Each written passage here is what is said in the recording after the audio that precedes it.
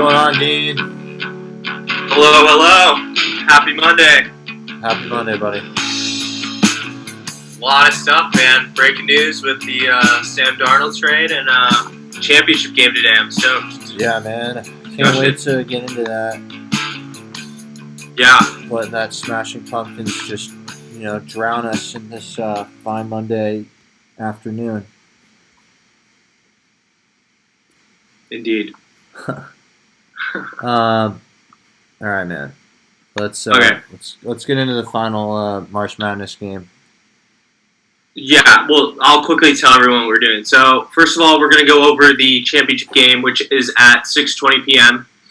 Gonzaga versus Baylor, and we're going to do our bets, what we think about that game, and then we're going to do the breaking news, the Sam Darnold trade, and we'll go into the NFL and how that affects the draft and the NFC West, and then talk about the Warriors and baseball at the end if we have time. So that'll be the show today. So, how you feeling on this game? Dude, Ready? So we actually, just to recap, had our first losing day as a podcast for our picks thus far in the tournament. We've been on fire for the most part, opening at 11-2. Yeah, those were rough. We just went 1-4. Heat check on my behalf was kind of rough. I thought UCLA would be handled pretty easily, and that was obviously not the case. They just really had such a great narrative and a good story behind them with the playing in the first 4 games. So, anyways, getting to the Gonzaga-Baylor game, I lean towards the Gonzaga side, and we can start from there. So, Eileen versus Gonzaga too. I mean, I think a lot of people have been betting on Baylor.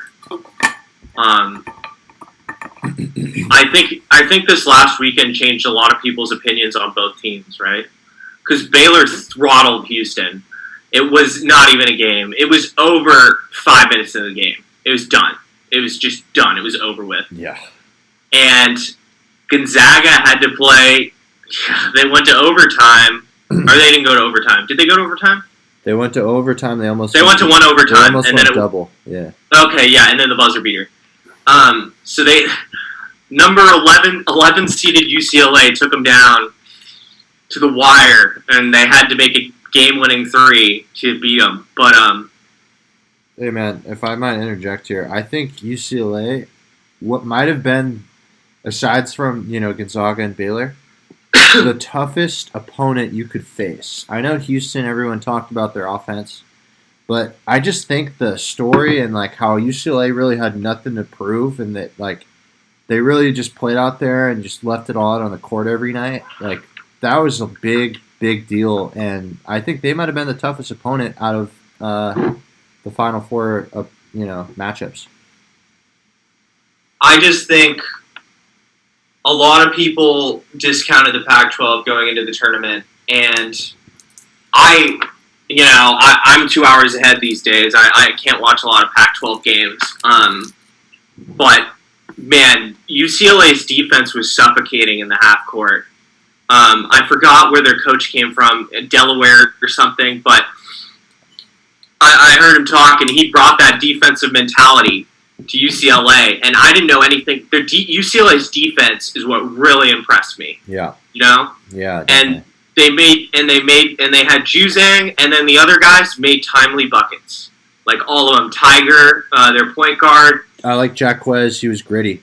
Yeah, and their 2 centers really kind of held Timmy in check. Timmy is Gonzaga's center until OT. So I honestly, just a last thing I'll say on UCLA, I think UCLA should have been the 7th seed, not Oregon. I think they should have flopped. We talked about that. Yeah, and we went back and looked. UCLA probably should have gotten it. So they had guys hurt all season. Yeah. So they were also a way lower seed than they should have been. So I think Gonzaga, I think we did. You know what's good about this? We got the 2 best teams, which is rare in basketball, Definitely. in college basketball.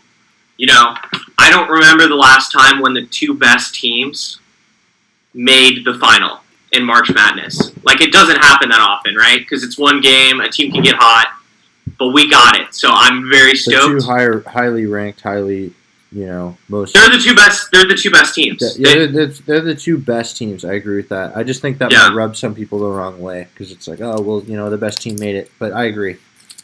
But the two best teams did make it. Yeah, I think. I agree. Just one last thing I want to say about UCLA is in sports and all of sports, you have the one team that everyone counts out, but for some reason they're there, and it doesn't happen every year. But like for example, it happened a couple years ago with the Nationals in the World Series where they just defied all odds, came out of the wild card game, and shocked a big favorite in the Astros, who were literally cheating, to get to that point. Yeah. Or like UConn several years ago, they were a lower seed that just had that 7 lowest seed to ever win. It factor going on. So I just think like they had cardiac Kemba. No, they didn't have Kemba that year. They had Shabazz Napier. Oh, it was the Shabazz Napier team. You're right. Yeah. You're right. Yep. You're right. But nice. Just like, man, that team really had a lot of momentum on their side. Like, they just had confidence. It was just, like, there is so much confidence, overflowing with confidence on that side. So I really give Gonzaga, I know they're, expected to win by 14.5 points, but for them to pull it out, UCLA had every single edge mentally, in that game. And They played. What were the announcers saying? They played a perfect game. What was said? They had to play a perfect game to beat Gonzaga. They played a perfect game, UCLA, and they lost at the buzzer. So, and I mean, I just think that shows you, bro. Like, I know Baylor handedly beat Houston, but I think you brought it up last podcast. Baylor was really equipped to take down that Houston roster. They had answers for everything that Houston could really, be everything that Houston's They good just at. matched them up. Yeah. They matched up with them athletically. Houston would beat you with athletes. Baylor matched up with them athletically. But Baylor, they were both very good defensive teams. But Baylor is far better at offense than them. The Houston guys really, there were only like 2 guys on their team that could create their own shot, when on Baylor there's like 7. So that was that. I think Gonzaga is going to pull it out tonight. I don't see Baylor doing it. I see Gonzaga, and I'm going to ride or die with them. 4.5, I'll take it. Yeah, I just think Baylor's got a lot of good players. But I think the 2 best players are on Gonzaga. I think Suggs and Timmy are going to be the 2 best players on the floor. Their power forward, number 4. Yeah. Not number 4. He's the guy with the handlebar mustache, and he always goes like this. Oh yeah. That guy's sick. So that's Timmy. Him and Suggs. Suggs is going to be the number 1 overall pick. I have no doubt. But the 2 best players are on their team, and you saw that in the UCLA game. What was the difference in the teams? Timmy scored like 6 points in overtime, and then Suggs ended it. The 2 great players. So I kind of think that helped Gonzaga being in a game that tough, right? Yeah. Going into the final, when Baylor really just was way more talented. Maybe, I'm not going to say they're not hungry, because Baylor hasn't won a championship, I think, since the 50s or something, and Gonzaga's never won a championship. So they're equal ground pretty much on being hungry, because they both want it. I agree. I just think being in that overtime game helps. I think it helps. Like, stuff like that, and you win the game, it helps your confidence. That's exactly what I'm trying to say. Is like for them to beat that UCLA team. Man, that UCLA team, I wouldn't have been surprised if there's a universe where they beat Gonzaga and they win the whole tournament. That's how much momentum that team had. Yeah. I kind of pause though when they say like an underdog UCLA team, because it is UCLA. I don't like hearing underdog UCLA team. I don't think. I know, right? I think UCLA had a lot of talent. I get sick of hearing that. Yeah, and they've also won the most championships in the entire out of the whole thing, right? They're up there. Yeah, Wooden had a lot. Like he at least won like 10, right? Yeah, they haven't won one since. It's been a while though since they won. But I'm not going to call a UCLA team an underdog team. You know, They're not Oral Roberts. no, I'm not going to let them brand themselves that. You're UCLA. Oregon State's an underdog. UCLA is That's different. That's different. UCLA has a pick of a lot of players in the country. I don't like hearing that. That's an underdog UCLA team. That's not. Anyways, that kind of I needed to state that because that was annoying me. I kept hearing that. But I will say this. They were in a lot of situations they were the underdog. A lot of teams were favored to beat them. I don't think out of every single game they played in the tournament, they might have been the favorite once. And I think that's unlikely that, I understand how they are underdogs, but I feel like you bring up good points. They're not as big of an underdog as people like to make them out to be. Yeah, you're not some small, we don't know the name of your school, we've never heard of you before, It's no, I hear you. But man, they showed a lot of toughness. All right, well, let's jump to the game itself tonight. So Gonzaga's favored -4.5. Yeah.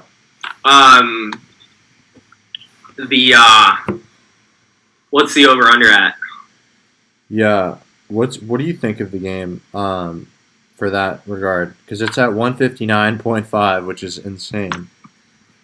So that's basically 80 apiece. Yeah. So that's the tough thing of this game though, because they're both so good defensively. It's like what's going to break first, right? Well, everything points in this line, like for value. Like, dude, just hammer the under. Like a 160, that's like the highest over/under we've seen all tournament. But the other thing is these are the two deepest, most talented teams. These are the two teams that can each put 80 up if they need to.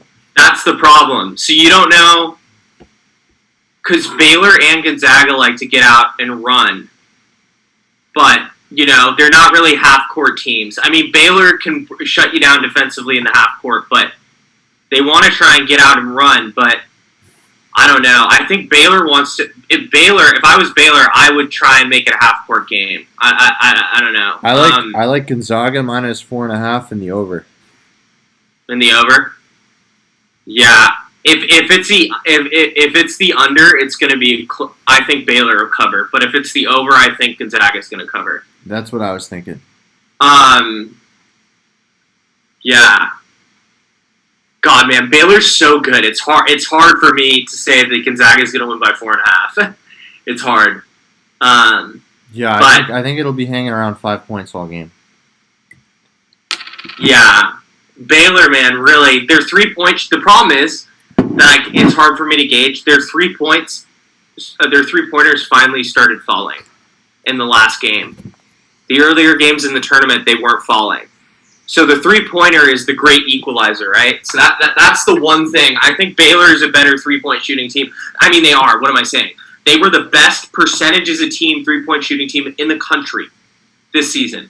They were at 41 or 2% as a team. So Gonzaga doesn't have that. That's the problem. So I think it's going to be the over. Damn. I don't know. Yeah, I just think Houston. That's a good line. Well done, I just think Houston made Baylor look amazing, and I think UCLA made Gonzaga look beatable. So, all signs one would think would point to, and this is just, the casual fan watching, wow, Baylor's just going to roll over Gonzaga, right? Well, no. No, I wouldn't bet for Baylor to win. No. I don't think so because, Houston played terribly. Houston committed 11 turnovers. And like you said, UCLA played perfectly, right? They literally they played a perfect and they were red hot. You don't throw around saying a perfect game. They literally played a perfect game. No, they were the fourth best effective field goal percentage of all games in 2021, throughout the tournament. Yeah. Juzang averaged over 25 points a game. Yeah. I'm cool with that. We could call it that. We could call. I mean, you're high on Timmy. You know he's the best big man in the country. Yeah, his post game is impressive. He's got a lot of skill. Yeah. Okay, I'm down with it. We'll take the over in Gonzaga to cover 4.5. I'm cool with that. All right, and then let's talk over under. Oh, the over, right? Yeah. Well, I mean, we know Gonzaga is an offensive juggernaut. They can put 80 points up, no worries, right? Yeah. And it really just depends on the pacing of the game, right? If we're gonna choose Gonzaga to cover 4.5, I think we have to choose the over. I'm not gonna choose the under and have. I'm gonna pick Baylor to cover if we do the under. Because if Baylor makes it a half-court game, it's going to be a really tight game until the wire. I think Gonzaga wants to get out and run. That's what they want to do. So I think it's going to be the over, and I think minus 4.5. Yeah. You cool with that? I'm cool with that. Okay. So that's our championship game picks. Hopefully it goes better than the Final Four did. Yeah, man, it's going to be a great game regardless. I think it's just a real treat that we get this matchup, like you said. Not a lot of time. Oh, I'm very stoked for this game. Like in March Madness, you never get the best two teams at the end. You never. No. It like never happens. So. Hey, man, this has been a lot of fun doing March Madness. We've covered pretty much every set of games this year. Just been a real blast doing it with you. Yeah, man. Good times. March Madness is good. It's like the first like big. I know sports are coming back, but I don't know. It kind of brought a little bit of more positivity, with sports. It got everyone into something, It was tough not having March Madness last year. The NCAA were a bunch of idiots, and they could have put it on. It was stupid, but if they did the bubble, but. It's been exciting. I'm excited for sports again. Well, to be fair, it was very early stage during the COVID shelter or whatever. And I know, but the NBA a couple weeks later did the bubble. I'm just saying. The NBA didn't do the bubble till like August, bro. Oh fuck! Oops. Sorry for the bomb. I guess I'm spaced on that. I think it was just very soon, and people had no idea. But I agree. It's nice to have it back, and yeah. Let's talk NFL now. The Sam Darnold trade is shaking up the internet. Let's hear your thoughts on that. Yeah, so Sam Darnold. So the Jets traded Sam Darnold to the Carolina Panthers for a second and a fourth next year and a sixth this year. So. I think one thing it does show is that there wasn't that much, there wasn't a really high demand for his services, because I think that's actually kind of low for him. He was a third overall pick. Yeah. I was kind of surprised that the value, because that's pretty low. I think that's pretty low. Do you think his value is going to get any higher? The Jets obviously wanted to get and draft Zach Wilson, so there's going to be a point in which they had drafted Zach Wilson, so they still didn't trade Sam Darnold, and teams are literally just going to look at him like they're stupid. They're just going to be like, you already have a quarterback. You're showing us your hand. We're not going to give you anything. Maybe they offer him a fifth-round pick and no third round or something like that. No, his value would have just gone down because once they pick Zach Wilson, like they have to get rid of him. So, yeah, exactly. Yeah. They wouldn't have gotten. They didn't feel like they were going to get a better option. So he's going to Carolina. I did see. I saw in PFF though. I like him in Carolina. I think he's going to do a lot better. But just like an example. I got this from PFF. An example of a quarterback that got drafted into a terrible situation. Ryan Tannehill, the Miami Dolphins, before they changed management and they look great now, but they were crap and they kind of ruined him, and he's been doing well in Tennessee. So From 2016 to 2018, Ryan Tannehill, his PFF grade was a 59.7. And then his 19 to 20 grade is a 92.4. Sam Darnold, this last year, he was a 58.8. So maybe new pastures. He'll do a lot better. I like Carolina. I think they have a lot of weapons out there. You know, they got DJ Moore. They got Christian McCaffrey. He'll be healthy this year. They lost Curtis Samuel. Yeah, he's on the Washington football team, right? Yeah. Yeah, but they still have a lot of weapons, and I think the New York media is really tough, and I don't think that helps his situation. And I just think the pressure is going to be kind of off of him. Definitely. Because now he could just succeed, you know, and Carolina is a small market. He could just go there and chill, and I think he has a lot of arm talent. I mean, he's the only quarterback to ever start as a true freshman at USC, and USC has had some of the greatest football teams ever. So, I think this won't be the last we hear of Sam Darnold. Yeah, it's interesting. He was definitely thrown in the deep end playing with the Jets, and I don't think that really did any justice to what he's capable of as a player. You know, their lack of weapons, the system that they were in was just bound to fail. I'm stoked, man, as far as what he can do in the Panthers uniform. I'm curious what that entails for fantasy, because I feel like he could be, you know, an interesting quarterback to test out with the situation down there. Yeah, maybe a bye week quarterback. Yeah. I mean, I'm just interested to see how it goes. I think it was funny though, hearing around the league, you know, in the media, people like Colin Cowherd were just so high on this guy, and it makes me wonder, man. Like, are the Jets going behind the scenes, like paying these people to talk about him so that they can create some buzz, because they got nothing for him, man. No, Cowherd likes him because he went to USC, and Cowherd has, you know, all of his allegiance is to, you know, LA and California teams, so that's why he talks about Darnold a lot. Oh, okay, all right. And he was really high on him coming out of USC, so that would make sense. I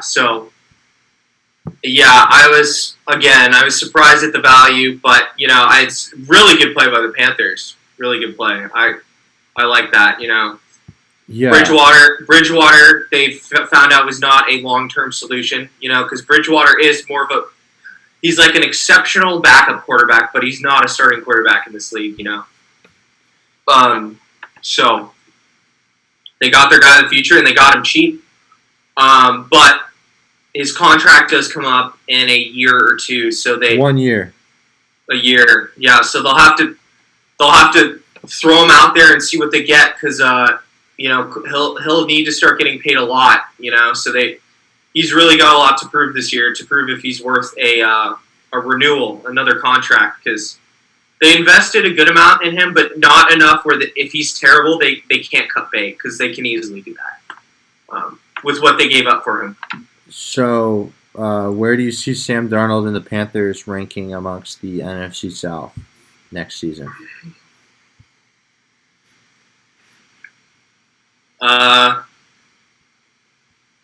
If Christian McCaffrey stays healthy, I think they'll be third. I think they'll be above the Falcons. Yeah, that's fair. The Falcons' defense is just too terrible still. You know, it's... Hey, so I was thinking an idea, what we can do. Not yet. I think there still needs to be a few more questions answered regarding, you know, the draft and where certain players are going to end up. But sometime this summer, I think we should go over each team's schedule and predict the winner of each division. I think that'd be fun. That'd be a fun little thing on the show. Yeah, in the whole NFL, the AFC too. Well, we can go and we can pick out certain divisions. We'll definitely look at the NFC West and the AFC West, but we'll talk about around the league regarding that. Yeah, I'm cool with that. Hey, so anything else though on the Darnold trade that you want to talk about? Well, we there's no question now the Jets are going to pick a quarterback at 2. So there's no more. Maybe they'll trade back with someone. So it's interesting because the Jets are not going to trade that pick down. We know the Jets are stuck there. So we know who's picking first, second, and third, which I think it's interesting. So what do did the Niners have some inside information on them? I think it's going to be really interesting. The Jets have that pick now for sure, so we don't have to keep saying, "Oh, what if they trade back?" That's not happening. I think I'm really liking. I think it's going to be Lawrence Wilson Fields. I really do. No, I totally agree. Did you see today that one of the Niners beat reporters they reported that Kyle hasn't even told his assistants his QB grades on those guys. Really? Only him and John know. They're keeping it really tight to the vest. Wow. The assistants don't even know. I think they're supposedly going to tell them on draft night, like when they're in the war room. Wow. So Man, April 29th can't come soon. Kyle knows who he wants. That's what that tells me. April 29th can't come soon enough, man. Yeah, so that's man.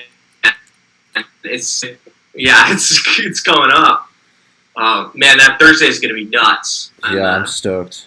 The only thing crappy about it is I believe it's in Cleveland. Why would they put it in Cleveland? I don't know. I don't know why you would put that there. That's terrible. But no offense to Browns fans, but Miami would have been cooler or something like that. Yeah. I'm liking. I mean, people are still talking McShay. He came out with his mock draft 4.0, and he has Mac Jones at 3rd. I just think it's interesting. I think that the Niners have all of these NFL analysts right where they want them, because you don't want people to know, especially when you're picking quarterbacks. You don't want to tell people who you're picking. Yeah, guys, the Niners are definitely going to pick Mac Jones at number 3. It's just like it's Kyle's great because Kyle adapts. Yeah. So I don't think he's going to go back to the statue mold of a quarterback, which is Mac Jones. But I would like to say Mac Jones is not a bum. He's going to get taken in the top 10, and I think he is a great quarterback. I just think you don't draft him at number 3.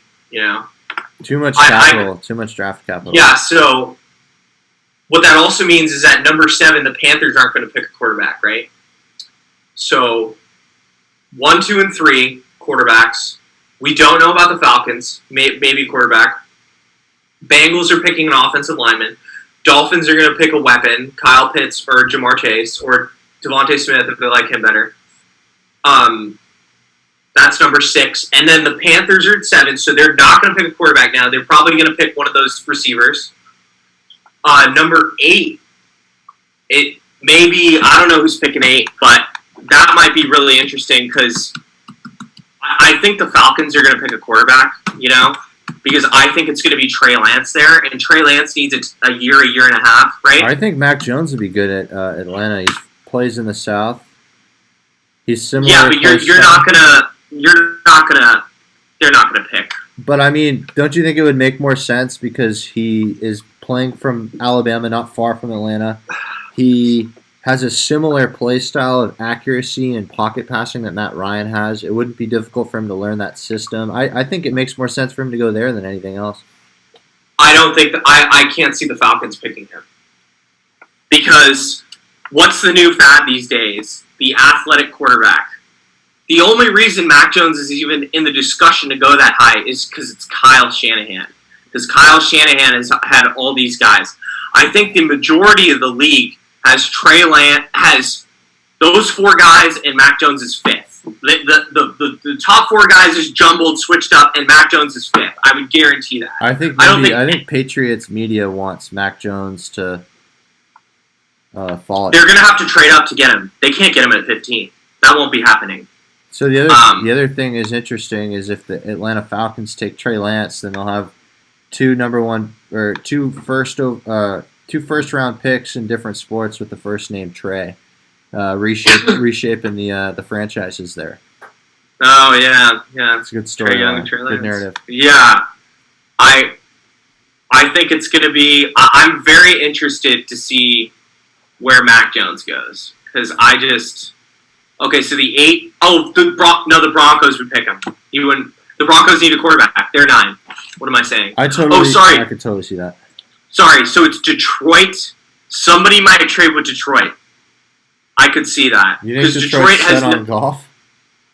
Well, it's whether Detroit picks a weapon for Goff, which I don't think they do because Goff's just a placeholder. I think they're going to trade back and get more picks because if they say they're going to pick a quarterback, the 5th quarterback is going to be there at 7. So that pick could be very valuable. The Panthers pick at 8. Yeah, so all 5 of them are going to go in the top 10. The Patriots aren't getting the 5th quarterback at number 15. It's not going to happen. Hey, so we know that the Patriots and the Lions have at least some sort of connection, whether it went successfully or not. We both know it didn't with Patricia going over there. Oh, yeah. I wonder if there's a chance the Patriots end up trading picks over to Detroit. Yeah, wouldn't that be super out of character for Bill, though? I like to trade up like that.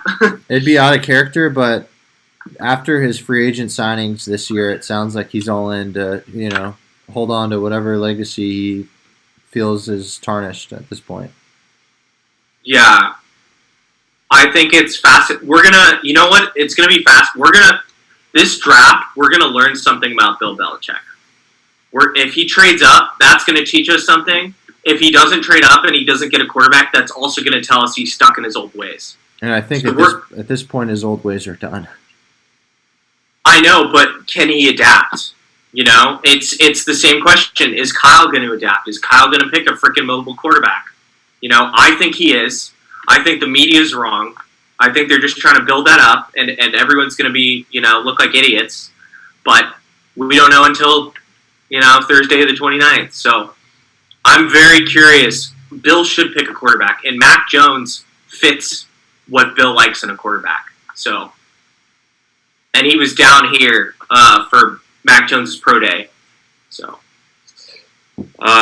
yeah, a lot of interesting stuff that we're just going to have to wait and see how it goes April 29th. I don't think it's been a while since I've been like this stoked for a draft where there's so many talented. In a normal year, Mac Jones would be like the second best quarterback. Like Mac Jones had a great year. It's just, man, 5 dudes. It doesn't happen that often. Having this many great quarterbacks. Dude, there's a reason. There's a legitimate reason why Shanahan and Lynch traded up this year. Because of how stacked the quarterback lineup is, we know the division. Who knows? Division. You bring up a great point, man. The division, and then also, who knows what the draft is for next year? We don't know. It could be worse. Because we don't know what it is. It's therefore worse than it is this year. And this year's a fucking great year. Excuse my language. Oh, there isn't going to be this many good quarterbacks coming out for a while. This is not common. There isn't 5 guys talking about. I do think it's really interesting. I think this is all Brady's doing, right? Because everyone's in an arms race to get that arm. If you don't have a good arm, man, you're screwed, right? I think Brady doing that, it sped up the clock for a lot of people. I think people are like, because if you don't have the quarterback, you don't have anything, right? You can have the best team. If you don't have the it's very rare. Trent Dilfer, Ravens. But I think in today's day and age, I don't think you can win without a top 10 quarterback, a Super Bowl. Essentially, just showed that any team is a quarterback away from a Super Bowl. I I don't agree with that. Not any team, but a talented team that you might not view as talented as prior is a quarterback away. You know what it's like? You know that meme where that guy's looking like this, and he's got his chick on his right, and that other chick's walking away? Yeah. It's like that. Everyone saw Tom, and they had their quarterbacks next to them, and they're like, man, I kind of want Tom, man. I want something like that, except for, Mahomes, Aaron Rodgers, Russ, only maybe 6 or 7 guys was safe of dealing with that scrutiny, right? So. Hey, rewind a few years back. Do you think if the Niners had, say, Bill gives up Tom instead of Garoppolo, he holds on to Garoppolo and says, "I want the future. You can have Tom. He's done." If he was allowed to do that, wasn't shut down by Kraft. If he wasn't shut down by Kraft, but he wanted to do that, right? Because he's a cutthroat savage. Oh, he wanted to do that, yeah. They ended up winning one more against the Rams. It was a defensive win. But do you think the Niners win a Super Bowl with Tom or not? Wait, that was 2017, right? Yeah, so 2018 to 19 would be the season that they would win. Or was it 19 to 20? No, it was 19 to 20. They got Jimmy in 2017. He played in 2018, right? Yeah. And then 2019 he got hurt. And then 2020. In that universe, do you think they win the Super Bowl in the year that they don't? If they would have gotten Tom in that trade, they wouldn't have gotten Bosa. They wouldn't have gotten number 1 overall pick. So that's kind of a huge deal, That's a good point. Because he wouldn't have gone down. I think been in the running for a Super Bowl, yeah. I don't know if they would have won. I think if you told me they got him after they got Bosa, I'd say yeah. Yeah. But Bosa, you put a premium on a defensive end, man. So it would be. It's interesting to think about that. That's a really good scenario you bring up. I think they would be in some NFC Championship games. I don't know if they would win because Bosa's huge. Bosa's top 10, maybe a top 5 defensive player in the league. But I do think they would be a lot better than they've been with Jimmy. Yeah, I mean he's right up there with Watt's brother. He's right TJ? up TJ. He's right up there with TJ. Yeah. Aaron Donald obviously is the best. Myles Garrett. He's in that category, and his brother, of course, Joey. Chase Young is really good. Chase Young is a rookie rusher, but yeah, he's in that top 5. I would say when healthy. When he's healthy, he was better than Joey. Yeah. And Joey's a stud. So I think you bring up a good point, Dean. I don't think I think we haven't seen him in a year, and you don't.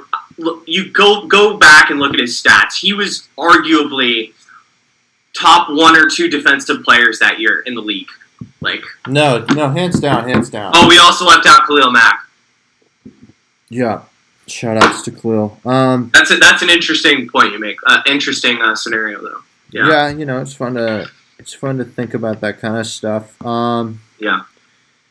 Man, let's talk Warriors really quick. I feel like right now the NBA is a little bit stale for my taste. Not a lot going on. I know the trade deadline was big and players went certain places, but I feel like at this point we're all just waiting for the playoffs to start. Yeah, the Nets landed LaMarcus Aldridge, and obviously we talked about Blake. Yeah, there's no reason why they shouldn't win this year. I think it's a safe bet that they're going to win. The only alarming thing about the Nets is I don't know what the hell's up with KD. Are they being super safe with him? Him and AD, both of them, their injuries are sketching me out. We haven't heard anything about KD besides that feud with Michael Rappaport. KD hasn't played basketball in a long time, right? So I think the Lakers are going to fall to the 3rd or 4th seed, with LeBron's out weeks now.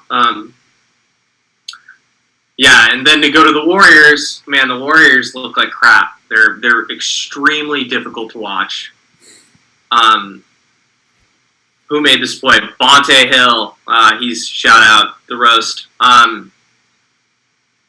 Bay Area radio. He made a really good point. He said, Steph is one of the most fun basketball players to watch, right? Like one of the most, like ever maybe. And the rest of the team is so bad in so many different ways. It's not the talent. It goes beyond that, but they're so hard to watch. It's really difficult. If Steph wasn't playing, I probably wouldn't be watching them. I think they may lead the league in fouls. Kent Bazemore, they said last night, Kent Bazemore leads all non-bigs in fouls, in reach and fouls. They just hack and hack. Oh man, the Hawks shot 45 free throws last night. Do you know how boring it's watching? Stopping, foul, stop, foul, foul. Fouling in basketball makes the game suck. Like no one wants to watch that. That's like almost as slow of a game as baseball.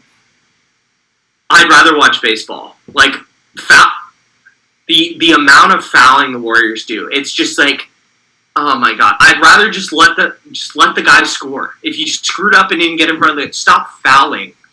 I'm just done. And the rest of the team just looks like crap. And then Steve Kerr won't play Wiseman for more than 20 minutes a game. I don't completely blame Steve Kerr. I think he's gotten a lot. I think it's their players too. Jordan Poole was terrible last night. They don't have enough shooting. And when Draymond and Steph, if one of them is not on the floor, all of the other players' bad traits come out. Except for Wiggins has been playing well, but they get lazy on defense. They take these deep twos, these deep wing twos, which is the worst shot statistically to take in basketball. Yeah, if I might interject here, go ahead. Just taking a look at the stat sheets, I've noticed Damian Lee's had a hell of a time on the plus minus. I think he's like top 10. I don't know in the recent weeks. I think he's definitely up there for most negative, especially after his game against the Raptors, which we were not even going to get into. But the blowout, 61 points. It seems like night in and night out, man, he's leading the team significantly in plus minus, and I just want to ask what's going on with his game, because I feel like plus minus, one night, okay, that doesn't really mean much, but night in and night out, I see him leading the team in the most negative plus minus. Obviously, the bench is an issue, but what's going on with his game? What's been holding him back? Because it's not his field goal. Is it his defensive liability, or what's going on with Damian Lee? Yeah, I don't know what's up with Damian Lee. He's kind of in Kerr's weird rotation where he doesn't play all the time, so sometimes I get it, he has to come off the bench cold. And he's a shooter. And it's hard to do that, coming off the bench. You haven't played in a game or two, and you gotta make shots, and he doesn't make shots. Sometimes he goes cold. But what I've really noticed is that, like, he's been fouling at, like, such a high rate. Like, he's also a big problem with the fouling. It's too much. He hasn't been playing great defense, and I just think he's cold when he comes out on the floor. He doesn't get consistent minutes. So yeah, Damian Lee, decent from the field goal percentage, but he had 4 fouls off the bench, which is ridiculous. And the amount of time he played, he only played 23 minutes. And then Kent Bazemore, 4 fouls, 1 of 7 from the field. If you want to look at what went wrong with the Warriors, their bench shot very terribly, well under 40%. I think I don't have the numbers on that, but I'm just doing it quickly here in my head. It's not good looks there, especially from 3. They were 1 of 12 from 3. Oh yeah. So only 2 of 2 from the line, and quite a few fouls from the bench there, more so than the actual starters putting in most of the minutes. Yeah, Steph had no fouls. He did have like 8 turnovers though. Yeah, you're right. Yeah, it's just man, they have no offense out there when Steph's off. I mean, Wiggins is all right, but Wiggins is the only one that's been like playing well. You know, it's rough watching those. Man, Kelly Oubre's really devolved too. Like he's been playing terrible. Yeah. So yeah, there's not really else much I can say about the Warriors. They have the only thing I'm praying on, man. I don't even. I mean, I think they'll be in the play-in, but I think they'll be the 9 or the 10 seed. And the only positive I can think of is that they have the Minnesota Timberwolves pick. That's about it. And that's not even guaranteed because we still got to see the lottery on that. That's a huge thing. That's a huge, huge thing. Because if the Timberwolves are to get that pick, man, that's some dark days for the Warriors. Yeah, seriously. Yeah. Suns continue to rack up wins. Oh, they're killing it. The Suns are amazing. Yeah. Lakers, tough loss against the Clippers. I didn't really expect much, especially with who they put out on the court. And then, we're seeing Aaron Gordon really ball out.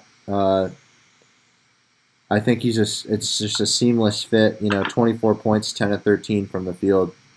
Very effective. And I think Denver going into the playoffs is going to be a hungry team.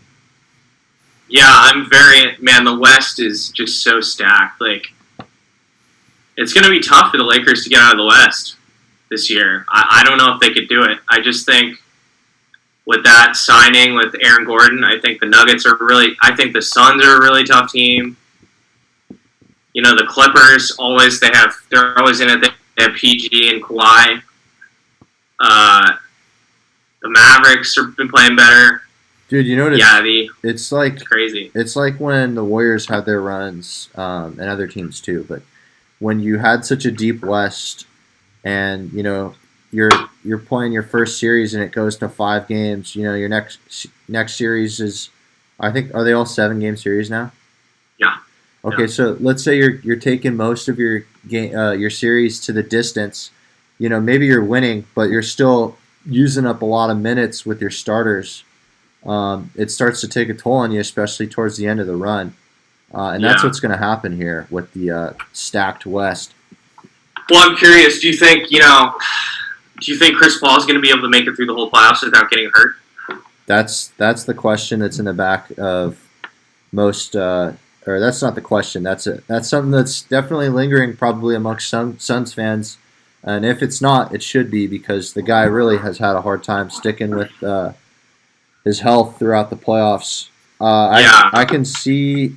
I don't want to say anything regarding that. I hope he stays healthy because it would be amazing to watch him. But yeah, I could see that, Dean. Yeah, he's had problems staying healthy. I do think that the ISO ball didn't help. A lot of dribbling on him. He's playing a more fluid game in Phoenix. So that's a good point. But he is older, so it's if Chris Paul goes down, the Suns are done. Even though they're super talented, like he's their leader right now. Yeah, it's not Devin Booker, it's Chris Paul. Chris Paul's their leader. So facts, Dean. But the Suns are great. The Suns are really. I like it. If they all stay healthy, man, they're going to be freaking tough. I could see them making. I could easily see them making the West Finals. We'll be probably betting on the Suns a bit here in the playoffs. We're not going to do NBA bets until the playoffs. We're taking a betting break after the NCAA championship, and we'll be back with the NBA slates in June and May. Definitely. Let's hop over to MLB. Just a couple matchups we can get into. The Giants play the Padres tonight. Yu Darvish on the mound. He got shelled by the Diamondbacks. Yeah, it'll be interesting because they faced him on the Rangers in 2010, right? He's been around for a while. Yeah. How old is he? He must be pretty. He's probably like 35, I'm guessing. Baseball years, they start when they're 25 about. Yeah. How old's he? 34. Yeah, most players make their debuts at like 24, 25. So 10 years in the league, right? Yeah, he's been around a while. Um, He, he. I wonder, man, how much does he have left? Because he was pitching well. His pitch count wasn't that high against the Diamondbacks. And then I think, was it the 4th or 5th inning, he gave up like 3 home runs. And it was like, wow. The Diamondbacks aren't that great, So it was... Knowing now that he's the starting pitcher, I think the Giants have a chance of winning. Actually. Yeah, we'll be looking out for that one. The next matchup... Lucky Snell just pitched. Shutout, right? He pitched a shutout. Yeah, he's beast. They won 7-0, I think, over the Diamondbacks to sweep. They actually end up losing 3-1. It was a 4-game series. Oh, I forgot. Okay. No, you're good. So they lost the last game. Yeah. Okay, yeah, I'm behind. But Rockies play Diamondbacks. Both teams 1-3. Ooh. The battle of the worst teams in the NL West. Yeah, it'll be interesting to see those two teams go at it. I expect high-scoring games. They're at Coors Field. Okay. I was just going to ask, yeah. No, there's going to be a lot of runs. Yeah, I expect a lot of runs there, as per usual. The Dodgers play the A's. A's open at 0-4. They get swept. Kershaw's on the mound tonight. Let's see if he can bounce back after that struggle he had against opening day. Yeah, that was opening day. He didn't pitch that bad though. Like, he didn't get some help. They had 3 or 4 errors. They didn't help him a lot. Yeah, that's true. You do see though he's hovering around 92 on his fastball. So, and this is his last year on his contract. So maybe this is riding off into the sunset year. But I think I don't know, man. Maybe the A's might have his chance against Kershaw. I don't think they have a chance against anyone else in their rotation. So let's just do it for fun. West game matchup pick'em. Giants Padres. Who you taking? Who's pitching for the Giants? I think it's Sanchez.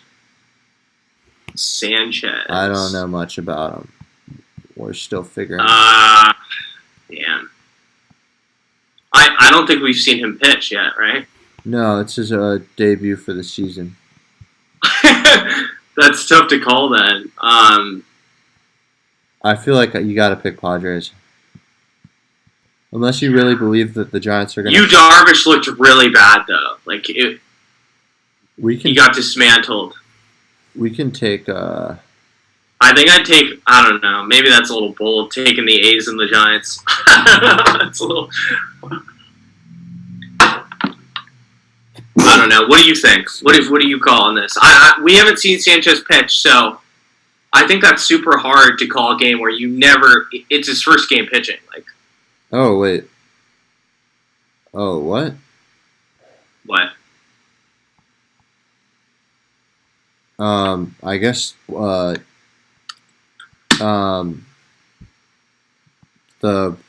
matchup that I have on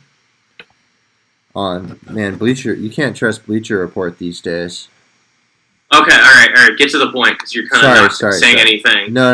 Sorry. Darvish is not starting for the Padres. Is what I'm trying to say. Oh, Adrian Moore, John? Yeah, I just got completely false information. Oh, you had both pitchers wrong. Anthony Days. Just to be clear here, I didn't have those wrong. I put that all. Okay, you read it somewhere wrong. Anthony DeSclafani. I don't even know who that is either. Do you know who that is? No. Anthony DeSclafani and Adrian Murray.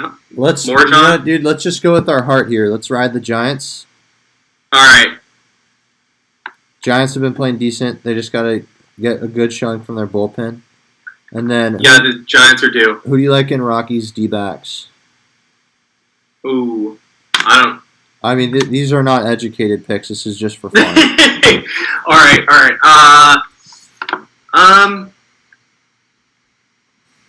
I take the Diamondbacks. All right, I feel you on that. And then Dodgers A's. I don't even think Kershaw would be on the mound tonight because the information I've been given has been incorrect. Oh, Dustin May. No, it's a wrap. The Dodgers are going to win that. Yeah, okay. So Dodgers, Giants, and oh man, the A's are 0-4. Dodgers, Giants, and D-backs. Oh, brutal. All right. Well, yeah. We're going Dodgers, Giants, D-backs. And baseball will be just a fun thing that we cover.